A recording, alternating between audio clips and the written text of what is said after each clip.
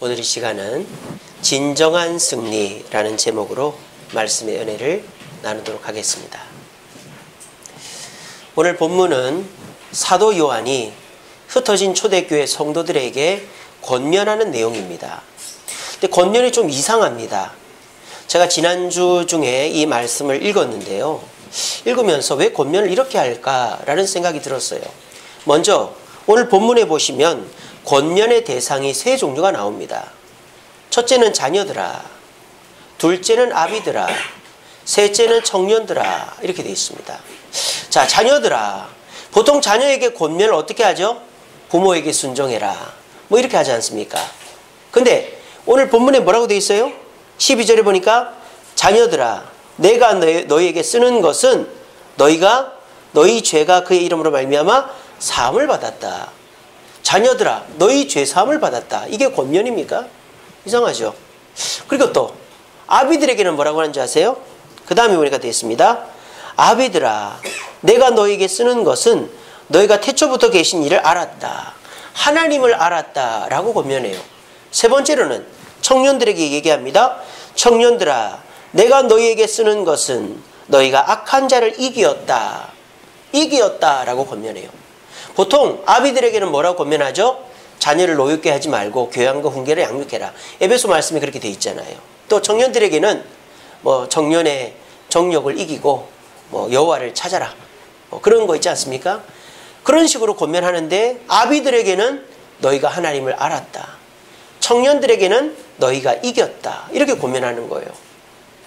그래서 각각 대상에게 하는 권면의 내용이 이상합니다. 그런데다가 이거는 권면이라고 할 수가 없어요. 왜? 과거형이니까, 시제가. 여러분, 보통 권면은 시제가 뭐죠? 미래형이잖아요. 어떻게 해라 이렇게 하지 했다라고 말하지 않아요. 근데 자녀들아, 너희 죄사함을 받았다, 아비들아, 하나님을 알았다, 청년들아, 너희들이 이겼다. 이게 무슨 권면이에요? 그래서 제가 이 성경을 곰곰이 읽어보면서 이상하더라고요. 주석도 찾아보고 여러 가지 연구를 해봤어요. 그러면서 이 권면의 의미를 알게 됐습니다. 하나씩 이해를 시켜드릴게요. 첫 번째, 이렇게 자녀들아, 아비들아, 청년들아 라고 부르면서 권면한 것은 자녀들에게, 아비들에게, 청년들에게 한 권면이 아니라 성도들에게 하는 권면을 다르게 표현한 거예요. 예를 들자면 여러분들이 연애 편지를 쓰실 때 태양보다 밝고 빛난 자기 이러면서 꽃보다도 붉고 화려한 당신 이러고 뭐 아주 뭐 달콤한 뭐 음료수보다도 더 나를 시원하게 해주는 자기, 뭐 이런 식으로 같은 자기라도 그냥 자기 하면 심심하니까 다르게 부르잖아요. 마찬가지예요. 성도들을 그냥 성도들아 할 수도 있지만 이 말을 강조하기 위해서 다르게 부르는 거예요. 자녀들아, 아비들아, 성도들아. 이 말은 다 초대교회 흩어진 성도들을 부르는 겁니다. 첫째로는. 두 번째는 이 권면의 내용이 왜 이런 내용인가, 전혀 맞지 않는 내용인가. 여러분, 이 내용을 한번 연결시켜 보세요. 죄사함, 하나님을 암, 이김. 이 내용을 한번 연결시켜 보시면 이게 무엇을 말하는 걸까요?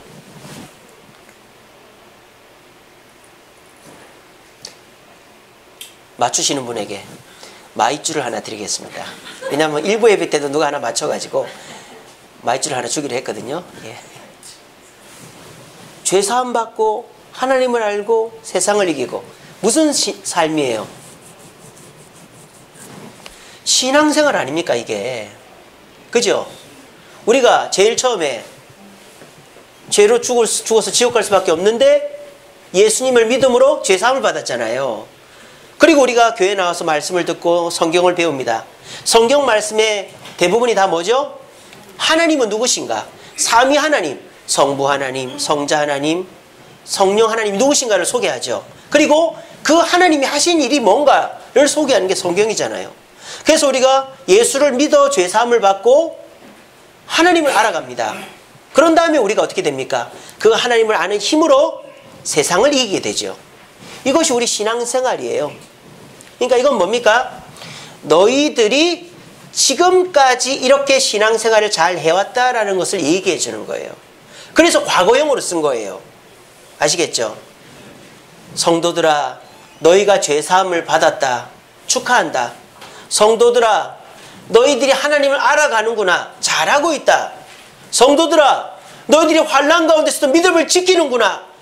축복한다. 라고 얘기하는 거예요. 이 편지를 받는 초대교인들의 삶은 어땠습니까? 첫째로 물질적으로 너무 힘이 들었어요. 왜? 예수를 믿는다는 것은 집에서 쫓겨나고 직장에서 쫓겨나고 사회 친척들에게 쫓겨나는 거기 때문에, 그러니까 예수 믿음과 동시에 교회 공동체 속에 들어와서 힘들게 사는 거예요.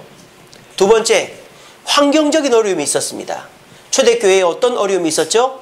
10번의 대박해가 있었습니다. 로마의 박해.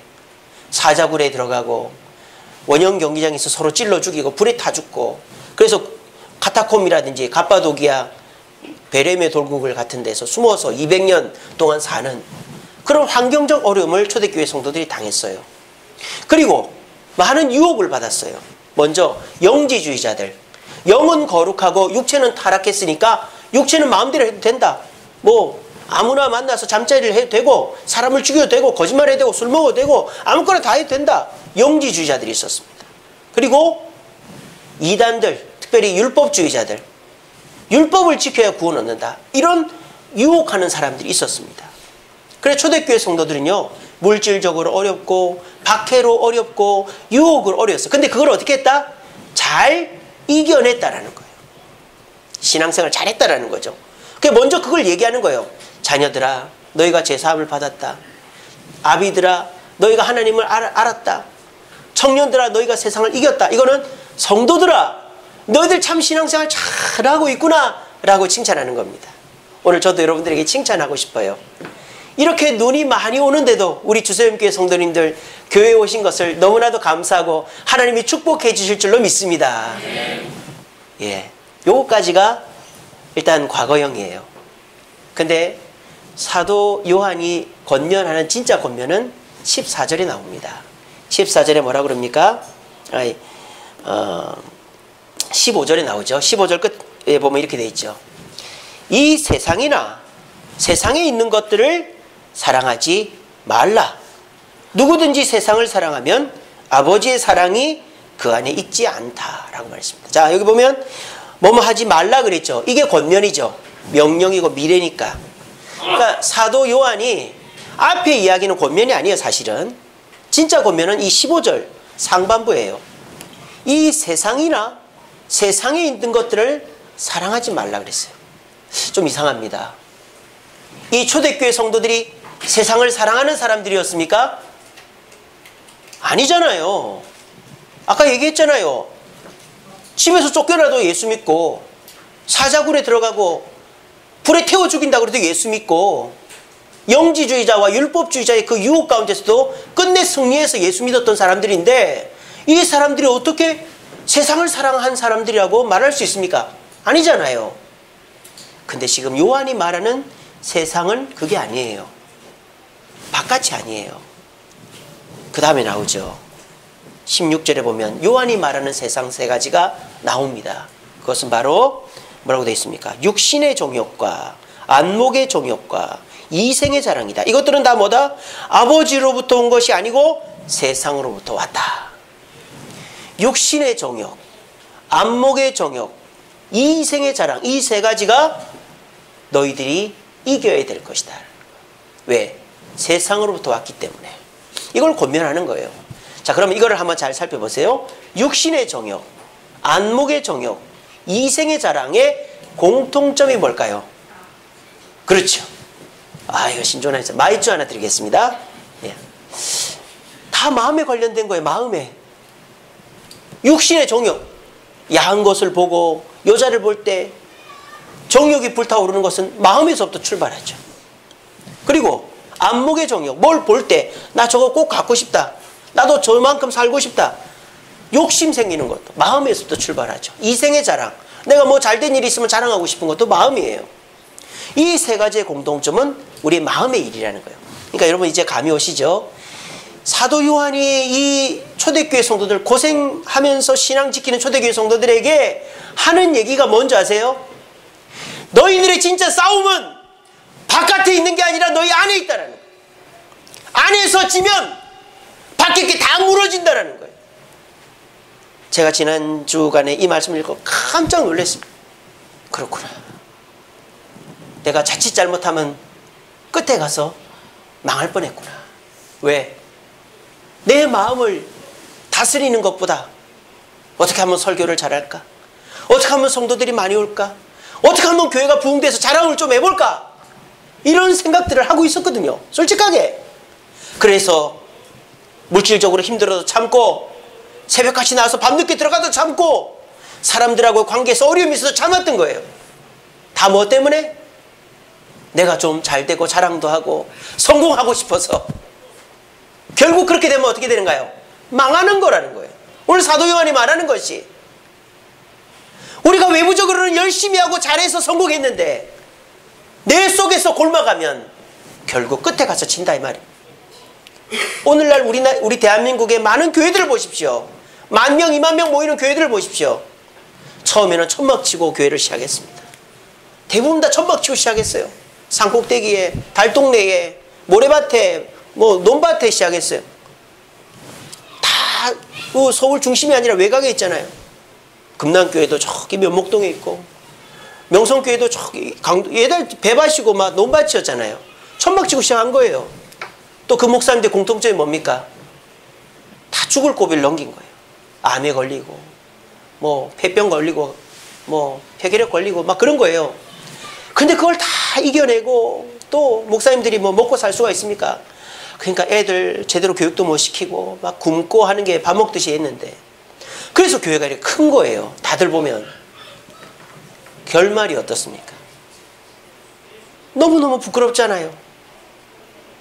음욕에 빠져가지고 그렇게 모든 목회자들과 젊은이들 인정받던 삼일교회 목사님은 음욕에 빠져가지고 젊은 청년들 건들다가 물러났는데 자숙하지는 않고 또 교회를 개척가지고 교회를 하고 있어요. 또 지금 저기 명성교회 저 강동구 그 목사님은 교회가 너무 아까운 거예요. 남한테 주기가. 아들한테 주고 온 욕을 다 먹이고 온 교회를 다 욕을 먹이고 있어요. 그리고 목사님들이 나이가 들면 자리 욕심이 나나 봐요. 노회장은 해야지, 총회장은 해야지, 한기총 회장은 해야지, 정부에서 나 안 시키나 이러고 앉아있는 거예요. 육신의 정욕과 안목의 정욕과 이생의 자랑은 돌보질 않은 거예요. 이분들이 결국 바깥에는 다 이겨놨는데, 교회는 키워놨는데 안에서 무너져가지고 망해버린 거예요. 오늘 이 자리에 오신 분들도 너무너무 대단한 분들입니다. 이 좁고 불편한 교회 뭐 보고 나오십니까? 그럼 오늘같이 이렇게 눈이 오고 비가 오는데 뭐 보고 나오셨어요? 여러분들은 정말 잘 싸우고 있는 분들이에요. 정말 내가 환경적으로 어렵고 또 물질적으로 힘들고 나아갈 여건이 안 돼 건강도 안 좋지만은 이렇게 나온 여러분들이야말로 우리 주님 앞에 귀하게 쓰임받고 있는 분들입니다. 그런데 우리가요 자칫 놓치고 있는 게 뭔지 알아요? 내 마음이에요. 내 마음의 문제.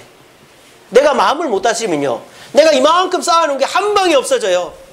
말 한마디 잘못하고요, 혈기 한번 부리고요, 사람들한테 욕심 부리고 자랑하고 이러면 내가 그동안 쌓아놨던 게 한 방에 무너집니다. 나만 무너집니까? 내 가정도 무너지고요, 내 교회도 무너지고요, 내 주변 사람 다 망신당하는 거예요. 이 마음의 문제, 육신의 정욕과 안목의 정욕과 이생의 자랑을 이기는 이 문제야말로 우리가 바깥에서 이기는 것보다 더 우선적으로 해서 이겨나가야 되는 문제라는 거예요. 제가 더 그렇고. 그래서 오늘 이 시간에는 우리에게 있어서 좀 불편한 이야기일 수도 있습니다. 하지만 저는 이 얘기를 안 할 수가 없어요. 그래서 이 시간에 우리의 마음에서 일어나는 이 육신의 정욕, 안목의 정욕, 이생의 자랑의 실체가 뭔지를 한번 나눠보기를 원합니다. 그래서 내가 마음속에서 이겨야 될 것들이 뭔가, 그리고 그걸 어떻게 이길 수 있는가를 말씀을 통해서 한번 생각해 보고자 합니다. 오늘 시간 말씀을 잘 들어보시고, 여러분들이 이토록 열심히 교회에다 헌금하고 봉사하고 예배 나오고 하는데도 불구하고 한 방에 다 깎아먹을 위기를 만나지 마시고 오늘 이 시간 말씀 잘 들으시고 내 마음을 잘 다스려 하나님 앞에 섰을 때 주여 내가 최후까지 진정한 승리자로 섰습니다 라고 말할 수 있는 저와 여러분 되기를 간절히 바랍니다. 우리가 싸워야 될 내 마음의 문제들이 뭘까요? 세 가지라고 말씀드렸죠. 육신의 정욕, 안목의 정욕, 이생의 자랑입니다. 자, 그러면 좀 더 구체적으로 오늘날 이 시대와 관련해서 예수님의 말씀을 봐서 육신의 정욕, 안목의 정욕, 이생의 자랑은 뭔지 봅시다. 우리는 보통 육신의 정욕이란 뭐라고 얘기하죠? 나와 결혼하지 않은 남자 또는 여자와 잠자리를 하면 육신의 정욕에 빠진 거라고 우리는 보잖아요. 그죠? 예전에 간음죄도 있었잖아요. 요즘 간음죄가 없어졌습니다만. 그 세상적인 기준에서 또 여러분들이 알고 있는 거는 내가 결혼하지 않은 상태에서 또는 결혼을 했는데 다른 남자나 여자와 잠자리를 하는 거는 죄다. 이게 육신의 정욕이다 라고 알고 있어요. 근데 우리 예수님은요, 마태복음 5장 28절에서 그거보다 더 근원적인 육신의 정욕을 얘기하십니다. 무엇입니까? 음욕을 품고 여자를 보는 자마다 간음했다라고 말씀하세요. 그러니까 그 음욕을 실천한 것이 간음이 아니고 음욕을 품는 것 자체가 간음이라고요. 아이 목사님 요즘 같은 세상에 그렇게 고리타분하게 얘기하면 됩니까? 요즘에 전혀 총각이 없는 세상인데 그런 순결주의자적인 말씀하지 마십시오. 그렇게 얘기하죠. 그게 함정이에요. 그러니까 우리가 걸려 넘어지는 거예요. 요즘에 문화의 3대 키워드가 있습니다. 잘 들으세요. 여러분들이 속고서 하는 겁니다. 요즘 뉴스나 방송이나 영화나 모든 세상에 얘기하는 3가지 중요한 사항이 있어요. 첫 번째는 뭐예요? 돈이에요. 돈 벌어야 된다. 어디가 돈이 되는가? 돈을 지켜라. 돈이에요. 첫 번째는. 두 번째는 뭐죠? 사랑이에요. 사랑. 근데 정상적인 사랑이 아니에요. 이기적인 사랑이에요. 내가 받으면 조금 주고 안 주면 버리고 오염된 하나님의 사랑이 아닌 잘못된 사랑이에요. 두 번째 키워드는. 세 번째 키워드가 뭘까요? 섹시입니다. 섹시. 성적인 매력이죠. 이 얼마나 우스운 얘기입니까? 성적인 매력이라는 게 뭔지 아세요? 내가 남한테 성적인 매력을 가져서 저 남자가 저 여자가 나를 좀 건드려 줬으면 하는 게 섹시해요. 그런데 요즘은 여자한테 아유 섹시하시네요. 자기 칭찬으로 들어요. 근데 그 말은 뭐예요? 당신을 다른 남자가 건들 수 있는 상황이네 이 말인 거예요. 근데 그 말을 그렇게 바꿔버린 거예요. 요즘 문화가 애들한테도 섹시하다고 자기 딸한테도 섹시하다. 절대 그런 말, 성도끼리 그런 말 하지 마시고 자녀들한테 그런 말 사체를 쓰지 마세요. 이게 이미 우리가 육신의 정욕에 젖어 있는 거예요. 여러분 성범죄 저지르는 사람들 있죠. 그 사람들이 순간적인 충동으로 성범죄를 저지르는 줄 아십니까? 저 같은 사람은 아무리 야한 옷을 입고 돌아다녀도 뻘거벗고 돌아다녀도 그 여자를 건들고 싶은 마음이 없어요. 왜? 저는 육신의 정욕을 갖고 있지 않으니까. 그런데 평소에 야한 영화 보고 야한 동영상 보고 야한 생각하고 하는 사람은 그냥 치마만 걸치고 다녀도 건들고 싶은 거예요. 그래서 성범죄 저지른 사람은 성치료를 시키는 겁니다. 반드시. 그러니까 성범죄는 그냥 충동적으로 일어나는 게 아니라 그 사람이 지속적으로 섹시라는 것에 오염되어 있기 때문입니다. 우리 이 자리에 계신 남성분들, 요즘 여자들도 그렇지만 잘 들으십시오. 육신의 정욕, 음란 문화에 내가 젖어 있지는 않는가. 나도 모르게 야한 사진이 인터넷에 뜨면 클릭해보고 그리고 야한 동영상 찾아서 보고 요즘은 애들도 다 볼 수 있어요. 유튜브에서. 그런 세상이 됐습니다. 안 보고 안 가야 되겠다. 이거 말이 안 되는 거예요. 내가 지키지 않으면 안 되는 거예요. 우리 주님 말씀하십니다. 결혼하지 않은 사람 또는 결혼을 했는데 다른 남자나 여자와 잠자리를 하는 게 음욕이 아니에요. 그거보다 더 심각한 게 뭐예요? 그런 데까지 가게 되는 과정이 뭡니까? 음란 문화에 빠진 거예요. 섹시에 빠지는 거예요. 그래서 내가 성적 매력을 어필해야 되겠다. 그리고 내가 남들한테 뭔가 내 매력을 통해서 나를 드러내야 되겠다.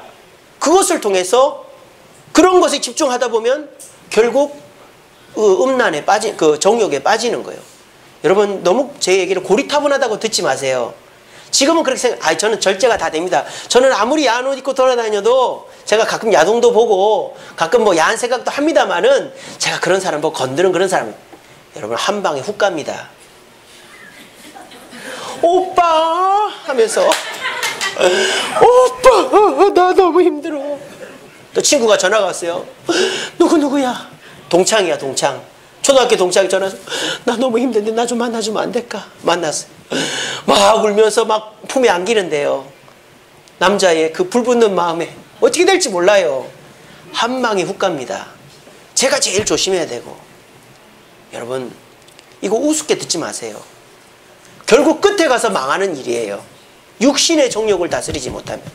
섹시라는 것으로 포장해가지고 이 세상을 더럽히는 마귀의 노름에 놀아나지 않으려면 이걸 알고 있어야 돼요. 그렇구나.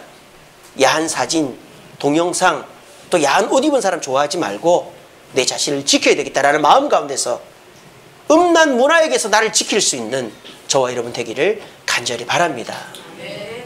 두 번째로 우리가 싸워 이겨야 될 것은 안목의 정욕이라고 그랬어요. 안목의 정욕이 뭐죠? 소유욕이죠. 단순하게 돈만을 얘기하는 게 아니에요. 사람 중에서 특별히 집착이 강한 분들이 계세요. 뭘 가지면 꼭 내 거로 만들어야 되겠다. 이런 분들이 물질욕도 강한 거예요. 그러니까 집착이 강한 분들은 대체적으로 어렸을 때 부모로부터 사랑을 덜 받았거나 너무 가난해가지고 누리지를 못한 분들이 집착이 많아요. 그런 사람들이 나이가 들어서 키덜트라고 그러잖아요. 어른이 돼가지고도 장난감 갖고 노는 사람들. 또 여자분들 중에는 남자를 엄청 힘들게 하는 분들이 있어요. 자기 왜 이렇게 늦었어? 몇 시야? 자기 어떻게 할 거야? 왜 이거밖에 못해? 그런 분들은 아버지 사랑을 못 받은 사람이에요. 그래서 남자친구나 남편을 엄청 괴롭히는 거예요. 어떻게 해야 될까요? 다 들어줘야지 뭐 어떡하겠어요. 다 들어주면 해소가 되면 잘합니다. 예. 그리고 뭐 그런 식으로 내가 뭔가를 얻고 싶었는데 못 얻었을 때 집착이 생기거든요. 근데 그 집착은 성이나 돈으로 가기가 쉽단 말이에요. 그래서 우리가 안목의 정욕은 단순하게 우리가 이 안목의 정욕을 일반적으로는 뭐라고 얘기하죠? 불법적인 방법으로 남의 것을 가지려고 하는 사람을 범죄자라고 그러잖아요. 사기를 치거나 도둑질을 하거나. 우리 예수님은 그렇게 말하지 않습니다. 우리 예수님 뭐라고 하신 줄 아세요? 마태복음 6장 24절에 산상보훈의 이야기를 제가 지금 계속 얘기하는 겁니다. 한 사람이 두 주인을 섬길 수 없다고 그랬어요. 제가 금요기도회 때 설교했죠. 하나님의 주인 되심을 인정해야 된다라고 얘기했죠. 여러분 총량의 법칙이라는 게 있습니다. 질량 보존의 법칙이 있습니다. 이 세상의 물질은 한정돼 있어요. 이쪽이 늘어나면 당연히 이쪽은 줄어들 수밖에 없어요.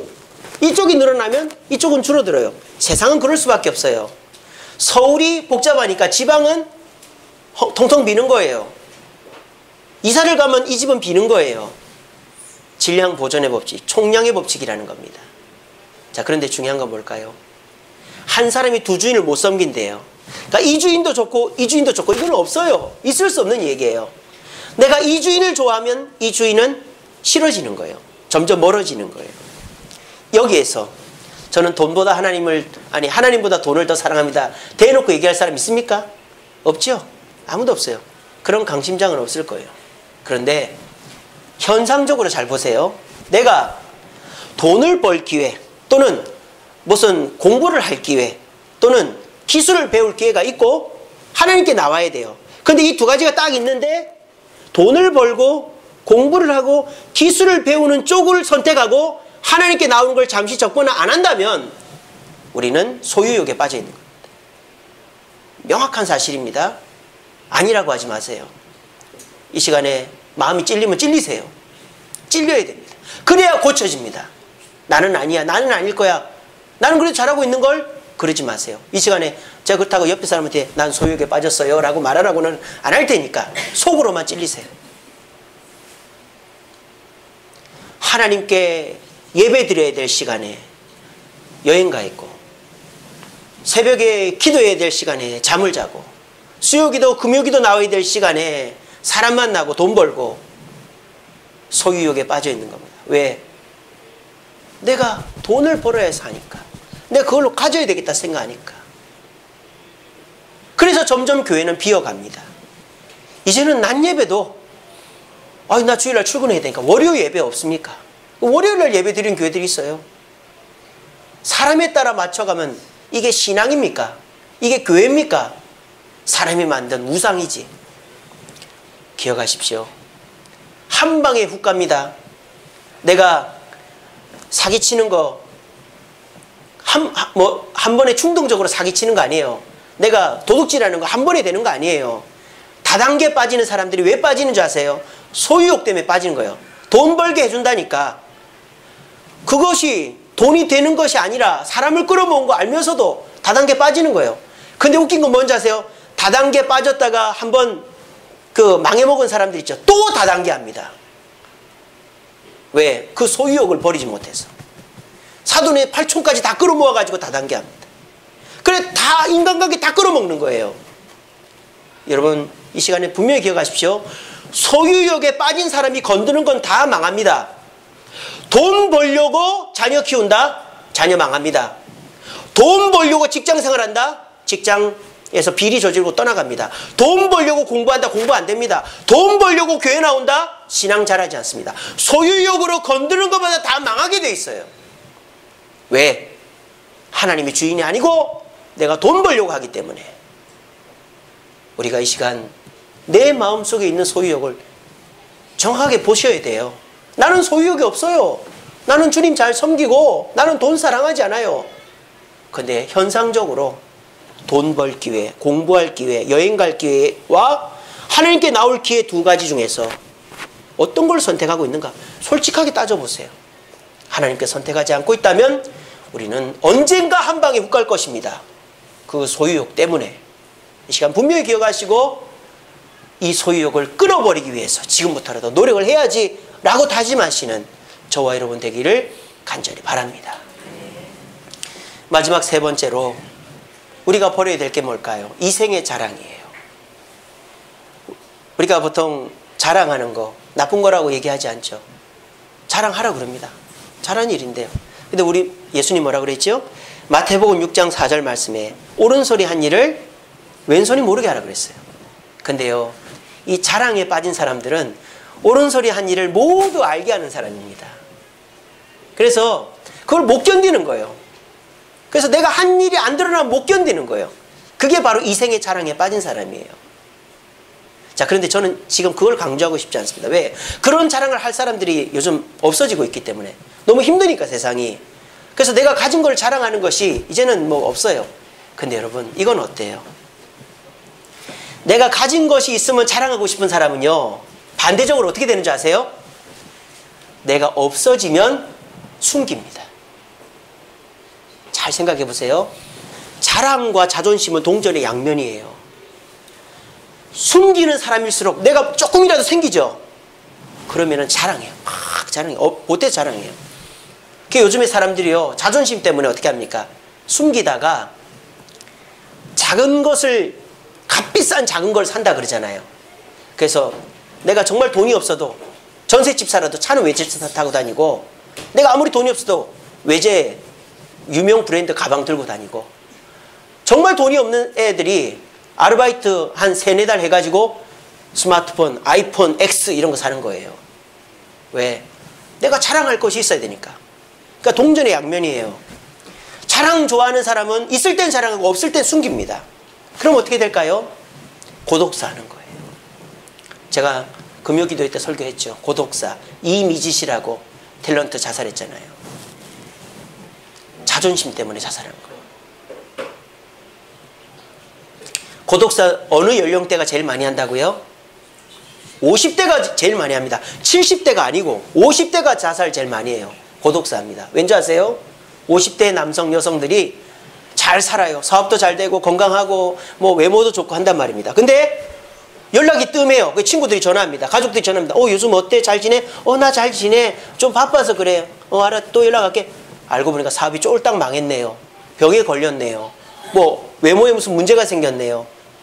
그 다음부터 연락을 안 하는 거예요. 그렇게 연락 잘하던 사람이 나 이번에 차 바꿨어. 나 이번에 사업이 대박 났어.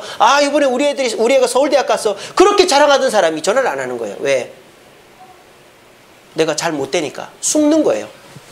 그런 사람은 못 나가요. 50대 자살이 제일 많은 게 그거예요. 50대가 인생이 한번 뒤집어지는 시기거든요.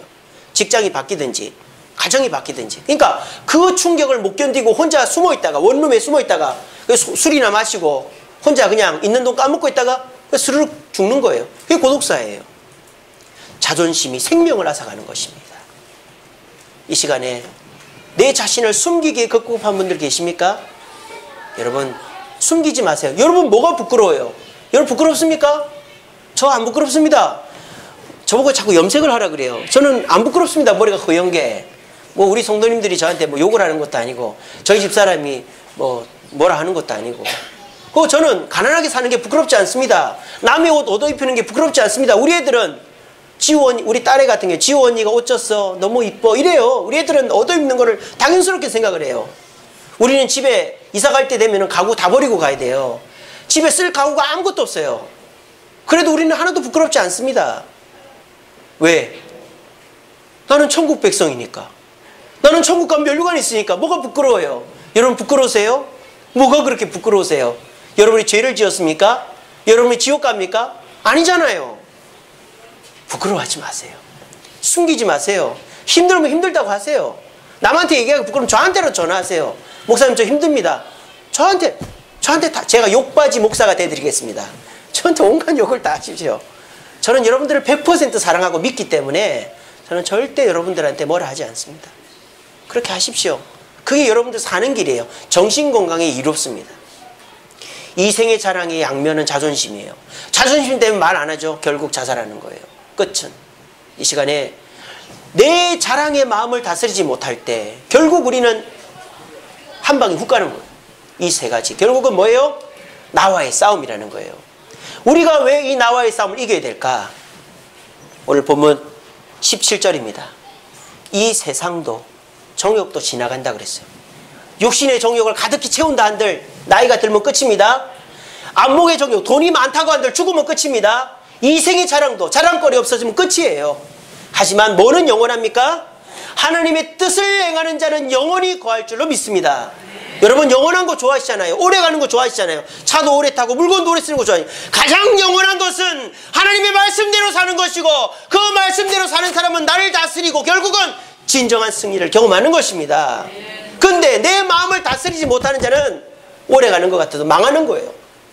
끝이 좋지가 않은 거예요. 여러분 무엇과 싸우고 계십니까? 내 직장과 싸우고 있습니까? 돈과 싸우고 있습니까? 명예와 싸우고 있습니까? 좋습니다. 좋습니다. 하지만 놓치지 말아야 될 것은 내 자신이라는 사실을 깨가지고 내가 음란 문화에 노출되어 있지는 않는지, 소유욕으로 하나님을 버리고 있지는 않은지, 자존심 때문에 나를 꽁꽁 싸매고 있지는 않은지를 돌아보시면서 내 자신과의 싸움에 승리하여 자유를 얻을 수 있는 저와 여러분 되기를 간절히 바랍니다. 말씀을 맺겠습니다. 그러면 좀 더 구체적으로 어떻게 우리가 내 자신과의 싸움, 욕신의 정욕, 안목의 정욕, 이생의 자랑을 이길 수 있을까? 성경에서 그렇게 한 사람들을 비교해 보면 돼요. 두 사람이 있어요. 누구죠? 그렇죠. 하와죠. 이거 보시면 알겠죠. 선악과를 보고는 먹고 싶어가지고 침을 꼴깍꼴깍 생기고 있는 하와. 여기는 누구시죠? 예수님이시죠. 이건 마이주가 없습니다. 예. 여기 마귀가 유혹을 하고 있으니까요. 하와와 예수님의 공통점은 육신의 정욕과 안목의 정욕과 이생의 자랑으로 시험을 받은 사람이라. 근데 한 사람은 승리를 했고 한 사람은 졌어요. 먼저 볼까요? 하와가 육신의 정욕으로, 예수님이 육신의 정욕으로 시험받은 게 뭐죠? 하와는 선악과를 보면서 속으로 참 먹음직하다, 맛있겠다 생각한 거예요. 예수님도 40일 금식기도를 하셨는데 마귀가 나타나서 이 돌이 떡이 되면 너 배가 부르지 않겠냐, 너 그런 능력이 있잖아, 한번 만들어봐, 이 유혹을 한 거예요. 두 번째 유혹은 안목의 정욕이죠. 하와가 이 선악의 열매를 보면서 무슨 생각을 했어요? 참 보암직도 하다, 탐스럽게도 생겼네, 이쁘게도 생겼네, 이 생각한 거예요. 마귀도 예수님께 뭐라고 그럽니까? 내게 절을 해봐라. 그러면 너가 이 세상 모든 사람들 구원하러 왔잖아. 내가 이 사람들 포기할게. 너한테 다 넘겨줄게. 소유욕이잖아요. 내가 너한테 다 줄게. 그러니까 한 방에 줄 테니까 나한테 넘겨 라고 말하는 거예요. 세 번째로 뭐죠? 이생의 자랑. 마귀가 하와에게 뭐라 그럽니까? 네가 이걸 먹으면 누구처럼 된다? 하나님처럼 될 거야 라고 얘기를 했어요.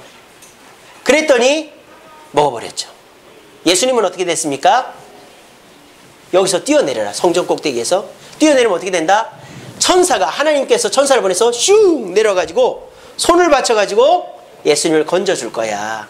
그러니까 네가 살아남을 수 있어. 그러면 사람들이 우와 예수 예수 지저스 지저스 하면서 너를 떠받들게 될 거야. 네가 자랑거리가 될 거야. 그러니까 한번 뛰어내려봐. 그렇게 유혹을 한 거예요. 근데 하와는 이겼어요? 졌어요? 졌어요. 예수님은 이겼어요? 이겼어요. 어떻게 해서 된 걸까요? 그렇죠. 말씀입니다. 하와는 하나님의 말씀을 잘못 알고 있었어요. 마귀가 하와에게 물어봤어요. 너 그거 하나님 먹지 말라 하디? 그러니까 하와 뭐라 그래요? 하나님이 이걸 먹으면 정령 죽는다고 했다라고 그랬어요. 근데 하나님 그렇게 얘기했습니까? 죽을까 하노라라고 그랬어요. 근데 하와는 하나님 말씀을 감정 섞인 걸로 기억하고 있는 거예요. 치, 하나님 너무해. 이것도 못 먹게. 별로 맛없어 보이는구만. 치, 이러면서 지냈던 거예요. 근데 예수님은 어떠십니까? 마귀가 유혹할 때마다 말씀을 가지고 이겼어요. 예수님이 굳이 말씀을 가지고 이길 필요가 있을까요? 하나님이신데 물러가라 하면 물러갈 거예요. 우리에게 가르쳐 주는 거죠. 나 자신과의 싸움은 뭐로 이겨야 된다? 말씀으로 이겨야 된다는 것을 우리에게 가르쳐 주는 거예요. 말씀, 여러분들 어떻게 생각하세요? 오늘날 기독교인들 중에서도 성경을 안 믿는 사람이 절반 이상입니다. 성경은 신화고 그냥 사람들의 이야기지 이거는 우리가 100% 믿을 게 아니라 윤리책이다 이렇게 얘기하는 사람이 있어요. 또 이 성경 말씀은 우리 머릿속으로만 이해하는 거지 내 삶 전체에 해당되는 게 아니다. 요즘같이 화성에 가고 뭐 사람을 복제하는 이 세상에서 말씀대로 산다는 게 어불성설이다 이렇게 얘기하는 사람이 있어요. 또 이 말씀은 그냥 마음에 찡한 감동만 주는 거지 나를 변화시킬 수 없다 그렇게 얘기합니다. 과연 그럴까요? 히브리서 4장 12절 말씀입니다. 하나님의 말씀은 살아있다라고 그래요. 2000년 전의 말씀, 죽은 말씀이 아니라 살아있는 말씀이에요. 그리고 활력이 있어.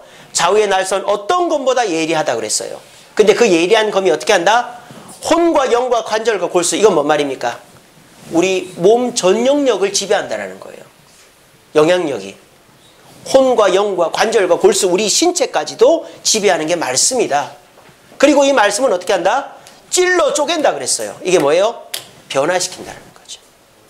말씀은 단순히 우리에게 깨달음을 주고 또 우리에게 찡한 감동을 주고 그렇게 해서 내가 따르고 싶은 것만 따르는 게 말씀이 아니에요. 이 말씀을 가까이 하고 말씀을 읽고 묵상하는 자는 나도 모르는 사이에 그 말씀에 젖어들게 됩니다. 그래서 여러분들이요, 사랑하는 사람이 생기면 자동적으로 내가 멀어지는 거예요. 그 사람한테 맞추게 되죠. 마찬가지예요. 말씀을 사모하게 되면 자동적으로 우리 삶 속에 안목의 정욕과 육신의 정욕과 이생의 자랑이 점점 밀려가는 거예요. 우리가 약을 먹을 때 이 약 성분이 뭔지 알고 먹습니까? 그냥 먹잖아요. 근데 약을 먹으면 자동적으로 몸이 좋아지는 거예요. 마찬가지로 우리가 말씀을 이해하지 못하고 뭐 우리가 제대로 공부하지 못해도 말씀 듣는 자리, 주일 예배, 오전 예배도 있고 오후 예배도 있습니다, 여러분. 오후 예배도 있습니다. 예. 오후 예배. 또 새벽 기도. 말씀 제가 새벽마다 설교합니다. 수요 기도, 금요 기도. 우리 교회는 그런 말씀의 자리들이 있어요. 그런 자리를 사모하고 나오는 자들은 점점 육신의 정욕, 안목의 정욕, 이생의 자랑이 없어지는 거예요. 그리고 평소에 혼자서도 성경을 읽고 묵상하고 기억하는 자들은 내 자신과 싸우면서 이기는 거예요. 여러분 생각해 보세요. 내가 나를 이기는 게 제일 힘들잖아요. 내가 나를 이기는 게 제일 힘들어요, 사실. 뭐니 해도. 근데요, 내가 나를 쉽게 이길 수 있는 방법이 말씀이라고요. 내가 성급하게 말해놓고 후회할 때가 있고요. 내가 성급하게 행동해놓고 후회할 때가 있고요. 내가 성급하게 해놓고 막 후회할 때가 얼마나 많습니까? 근데 그런 것 자체가 원천적으로 봉쇄되고 내가 편하게 나를 이길 수 있는 방법이 말씀을 가까이 하는 거예요. 말씀을 가까이 하고 말씀 듣는 자리를 열심히 나오면 우리는 자연스럽게 내 개인의 싸움에서 이기게 되는 것입니다. 오늘 이 시간 좀 듣기 거북한 말들도 있었고 나의 마음을 찌르는 말씀이라 난 그렇지 않는데라고 반감이 드는 말씀도 있었을 것입니다. 하지만 신앙생활 할 거면 제대로 해야 될 거 아니에요. 교회 나오면 뭐예요? 예배만 드리고 가면 뭐예요? 변화가 없는데. 그러다 지옥 가면 얼마나 안타깝습니까? 직분 맡으면 뭐예요? 예배도 안 나오는데, 기도도 안 하는데, 봉사도 안 하고 헌금도 안 하는데 그 직분이 오히려 나를 저주거리로 만들 것입니다. 여러분들의 삶 속에 이 신앙생활이, 여러분이 가진 직분이 진짜 축복이 되려면 내 자신과의 싸움에서 이겨야 돼요. 내가 음란 문화와 싸워 이기리라. 내가 소유욕을 이기리라. 내가 자랑하거나 자존심 부리는 걸 이기리라. 내 힘으로 안 되거든요. 어떻게? 내가 말씀을 가까이 할 때 되는 거예요. 여러분 스스로 못하겠거든요. 교회를 자주 나오세요. 성경 읽는 게 힘들거든요. 잠을 줄여서도 교회 나오세요. 그러면 돼요. 그럼 여러분들은 바른 신앙인으로 자라갑니다. 부디 오늘 말씀을 잘 들어서 우리 주세움 교회에는 끝에 가서 망하는 사람이 없기를 바라요. 다 잘하다가 혈기 부리고 버럭 화내고 말을 잘못해서 욕심 부려가지고 끝에 가서 다 망해먹는 사람 잊지 마시고 지금부터라도 마음을 잘 다스려서 주님이 기뻐하시는 신앙생활 하여 주님 은혜 가운데서 승리하는 저와 여러분 되기를 간절히 바랍니다. 기도하겠습니다. 사랑의 주님 감사합니다. 오늘도 귀한 말씀으로 우리를 권면하시니 감사합니다.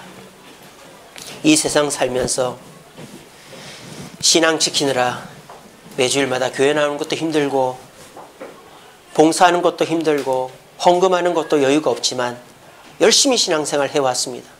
하지만 오늘 말씀을 통해 그것이 전부가 아니라는 사실을 깨닫게 하시니 감사합니다. 그것이 있기 전에 음란 문화와 소유욕과 자랑과 자존심과 싸워 이기지 않으면 결국 공든탑이 한꺼번에 무너질 수도 있다는 사실을 깨닫게 하시니 감사합니다. 정욕도 지나가고 세상도 지나가지만 하나님의 뜻은 영원히 쓴다고 하신 요한 1서 2장 17절의 말씀을 가슴에 새기며 영원한 승리자, 진정한 승리자가 되기 위하여 말씀을 가까이 하여 그 말씀 속에서 승리할 수 있는 우리 성도들의 삶이 될 수 있도록 도와주시옵소서. 예수님 이름으로 기도합니다. 아멘.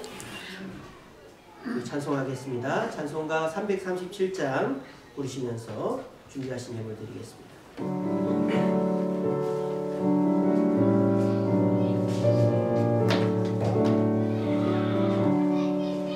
내 모든 시험 무거운 짐을 주 예수 앞에 아뢰리며 근심에 쌓인 날 돌아보사 내 근심 모두 맡으시네. 무거운 짐을 나 홀로 지고 견디다 못해 쓰러질 때 불쌍히 여겨 구원해 주니 은혜 주니 오직 예수. 내 모든 괴로움 닥치는 환난 주 예수 앞에 아뢰리며 주께서 친히 날 구해 주사 넓으신 사랑 베푸시네. 무거운 짐을 나 홀로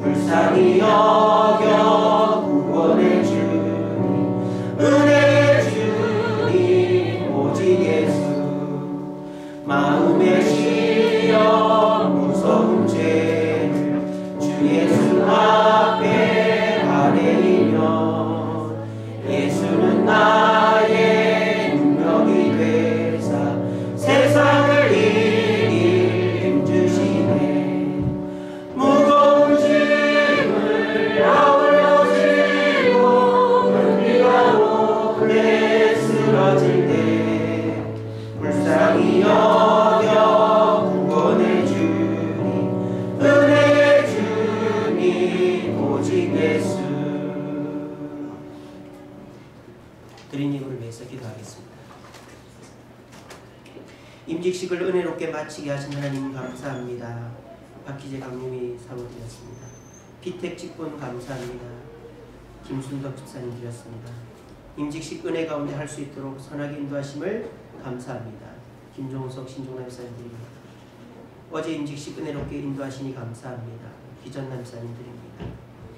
사랑의 주님, 물질 필요한 이 세상 속에서 세상 사람들은 교회에다 뭘 그렇게 많이 갖다 바치냐고 우리를 욕합니다. 하지만 우리는 이 세상의 물질의 근원이 주님이신 줄로 믿기 때문에 소유욕에 빠져있지 않기 때문에 11조와 감사헌금과 주일헌금과 목적헌금을 드립니다. 주여, 우리들 마음에 조금이라도 아까우는 마음이 있거나 주님의 바쳐야 될 11조를 내가 쓰고 감사하지 못하고 하나님께 예물 드리지 못하는 그런 잘못된 신앙 갖지 않게 하시고 주님의 것을 주님께 드림으로 30배, 60배, 100배의 축복을 받는 우리 성도들의 삶이 될 수 있도록 도와주시옵소서. 예수님 이름으로 기도합니다. 아멘. 식사가 조금 늦어진다고 그래요. 밥이 덜 돼서.